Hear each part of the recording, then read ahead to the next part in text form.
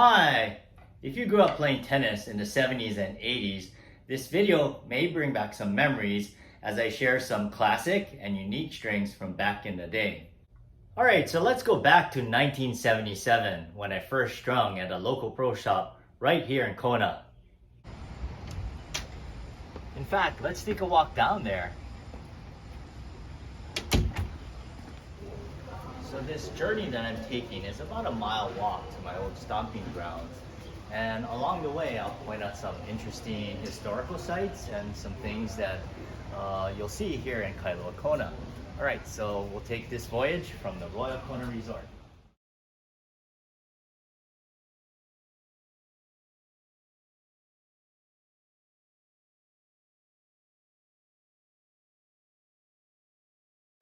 Nice to see you all along the way where a lot of visitors like to watch the sunset and take some pictures.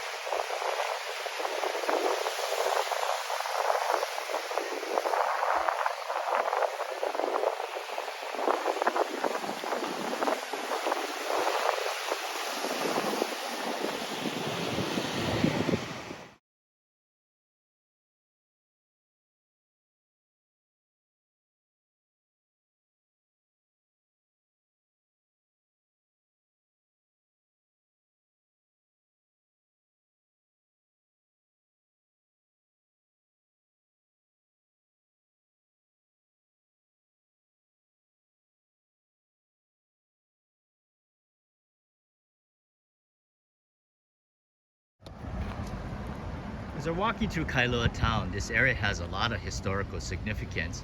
Here we have the Hulihe'e Palace, which is a summer vacation home built for Hawaiian royalty. And across the street we have the Moku'aikaua Church, which was Hawaii's first Christian church built in 1820.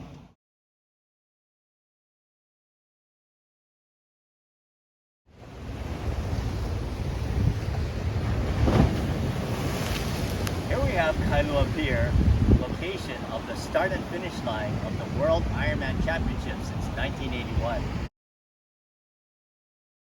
Alright, so I'm here at the King Kamehameha Kona Beach Resort Hotel.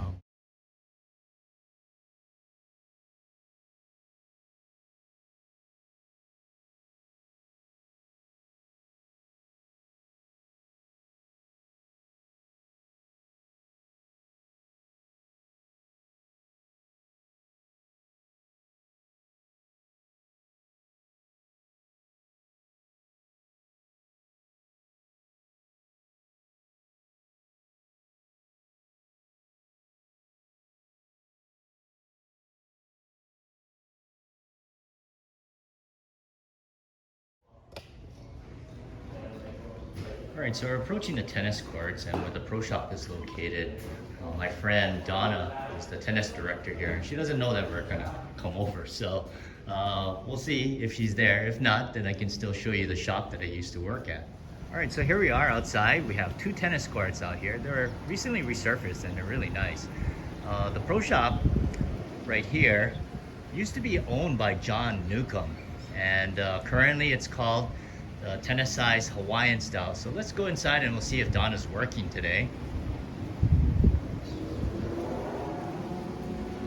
Hi. Hello. Is Donna working today? No, she's not. She's gonna be back around 4 o'clock. Okay. Can I take a look inside? Yeah, sure. All right, thank you. What's your name? Valerie. All right, this is Valerie. So on the left here, oh, this is an office now. It used to be part of the pro shop, but I noticed that they put up a wall there. So this is kind of like an L shape, and then the shop goes towards the hotel here, and then it bends around right here. So this part used to be a storage, but now they're using it as part of the shop. So this is kind of cool, reminiscing back in the 70s. So yeah, I'll meet you back at the shop. That was a nice quick visit at the old pro shop. And I forgot to mention, but when I first learned how to string back then, it was on an Echelon D model. The string choices was pretty much between natural gut or nylon strings. And the first string I'll talk about is made by Ashway, Line and Twine. And they've been in business since 1824 when they first started making fishing line. But in 1949 is when they start making racket strings.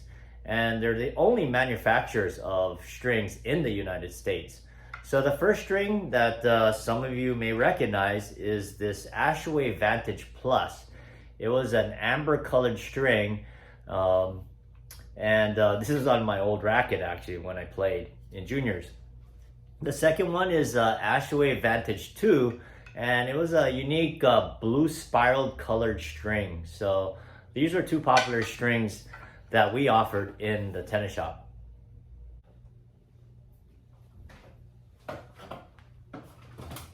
Here's a classic string made by Toa Strings Company, today known as Tolson. So this classic string is strung on a classic racket. Check out that metal press. Now, if you're not old enough to know what a metal press is, well, originally it was made out of wood.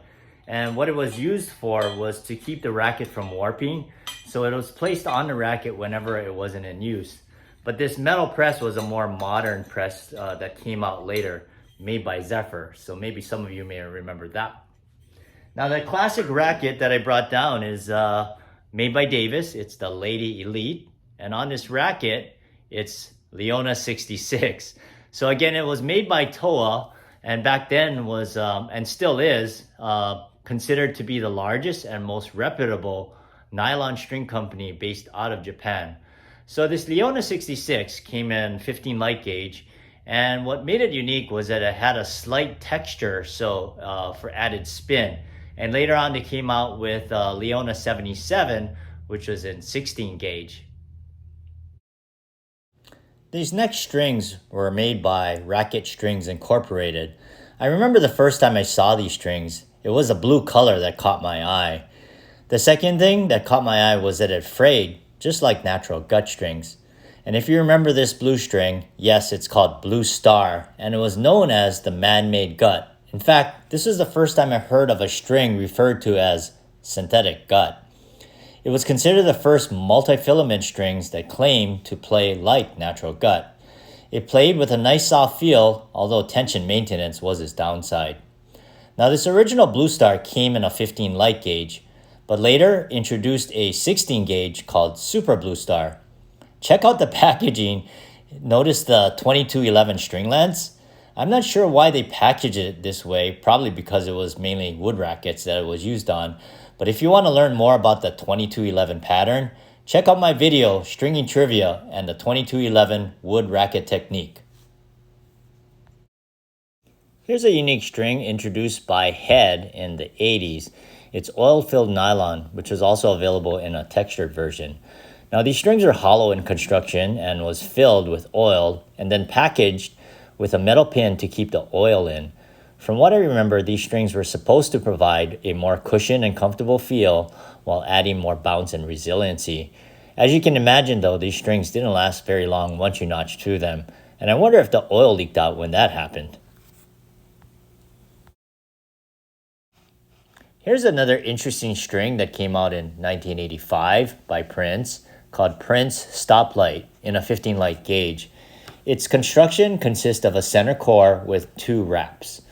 On the outer wrap, it starts off as green, then as it wears, the yellow will appear on the second wrap, then eventually red when it reached the center core. It played like a standard tournament nylon, but the novelty of the strings was probably more interesting than the actual function.